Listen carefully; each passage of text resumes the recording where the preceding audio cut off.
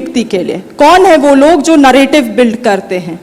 आज सरकार अपने तरफ से प्रयास करी है इंटरनेट बंद भी करना, मुझे लगता है ये बहुत एक सही कदम था सरकार के द्वारा, मगर फिर भी एक ऐसा नरेटिव बिल्ड किया गया कि इसमें धांधली हुआ है, इसमें गलत हुआ है, और अगर गलत हुआ भी है तो ये जांच का मामला बनता है। मगर जिस तरह से जो पॉलिटिकल पार्टीज हैं, जो दल हैं, जो संगठन हैं, जो इसमें इन टॉपिक्स को पिक करके आगे आती हैं और फिर इसको एक राजनीतिक रंग देने का प्रयास करती हैं, तो मुझे लगता है इन चीज़ों से ये चीज़ें गलत हैं, यहाँ के जनता के लिए गलत है, यहाँ के युवाओं के लिए गलत है, और जो एक परसेप्शन बिल्ड किया जा रहा है इस स्टेट के लिए वो भी गलत है। और मुझे लगता है कि इसमें सरकार के लोग शामिल होंगे, विपक्ष के लोग शामिल होंगे, ये कोई नई बात नहीं है। अगर आदरणीय शिल्पी जी कह रही हैं कि अगर वो जनता जानती है तो जनता को मालूम है कि किस प्रकार से जेपीएससी की परीक्षा होती है, उनमें जब रिजल्ट आता है तो विधायक जी के रिश्तेदार होते हैं, विधायक जी के भाई होते हैं, विधायक जी के भतीजे होते हैं, तो ये किसी से छुपा नहीं है, बिल्कुल ये इसी बीच से है, इसी सिस्टम के बीच से है, इसमें किसी एक का कोई योगदान नहीं है।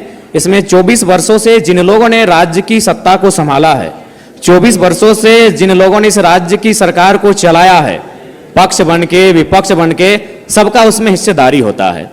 तो इसलिए जिस दिन वो इस बात को मानेंगे कि हमें एक समानतापूर्वक जीवन जीना है, हम लोग वास्तव में इंसान मनुष्य तभी हैं जब दूसरे की दर्द, दूसरे की तकलीफ और पीड़ा को देखकर हम भी पीड़ित होते हैं, तब शायद ये माहौल बदले। लेकिन फिलहाल ऐसे परिवेश में ये बुद्ध का देश भले है, लेकिन आज बुद्ध के विचार बिल्कुल विलुप्त हो चुके हैं। मुझे नहीं लगता है कि कोई शांति प्रिय तरीके से इस प्रकार के रास्तों से हटेगा। तो इसलिए मेरा मानना है कि नहीं, आपके समर्थक जो है वो next CM Tiger Jairam Mahato लिखते हैं, तो नेक्स्ट सीएम के पास क्या विजन है, कैसे आप करेंगे जो सब चीज ट्रांसपेरेंट? देखिए, सबसे पहली बात, उन भय बिना प्रीत नहीं, उनके साथ अगर दोषी पाए जाते हैं तो कठोरतापूर्वक कानूनी कार्रवाई की जाएगी, और मैं बिल्कुल उसका पक्षधर हूं।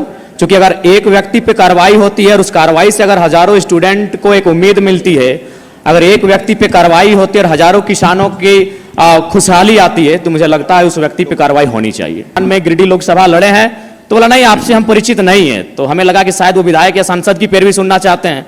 तो मैंने इतना कहा था कि 2 महीने के बाद चुनाव है, हम बेरमो भी लड़ेंगे, गोमिया भी लड़ेंगे, डुमरी भी लड़ेंगे, अगर वहां से कोई भी सीट जीत के आ जाते हैं तो आपको दामोदर नदी में ले जाकर डाल देंगे। विश्वास कीजिए, विश्वास कीजिए, वो व्यक्ति का भी नाम बता देंगे, ऐसा नहीं हम झूठ बोल रहे। 10 सेकंड में उनका आवाज बदला कि जयराम बाबू बोलिए क्या बात है। अगर मेरे इस व्यवहार से उसका नौकरी बच जाता है तो मुझे अपने इस व्यवहार से कोई कंप्रोमाइज नहीं करना है। 24 साल आपने चला लिया श्रीमान करके, 24 साल आपने चला लिया नियम कानून की बात करके।